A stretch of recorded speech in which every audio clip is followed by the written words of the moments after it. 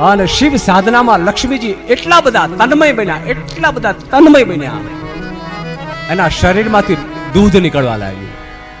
એના શરીરમાંથી દૂધ, સ્ત્રીમાં જ્યારે અતિશય પ્રેમ જાગે ના બાળક પ્રત્યે, ત્યારે એના શરીરમાંથી દૂધની ધારા વહે. અને લક્ષ્મીજીના શરીરમાંથી દૂધની ધારા એ જ્યાં ધરતી પર પડી ત્યાં બિલ્વ વૃક્ષ થયું.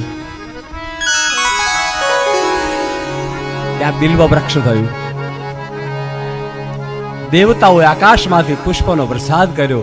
જય હો માં લક્ષ્મી, તમારો જય હો. તમારો શિવ પ્રત્યેની ભક્તિ, તમારો શિવ પ્રત્યેનો પ્રેમ ઇતિહાસ યાદ કરશે, પુરાણો યાદ કરશે, શાસ્ત્રો યાદ કરશે. તમારા દૂધ દ્વારા ઉત્પન્ન થયેલું આ વૃક્ષ અને એનું એક પણ પાન કોઈ શિવજીને અર્પણ કરશે, એની મનોકામના ભગવાન શિવજી પૂરી કરશે.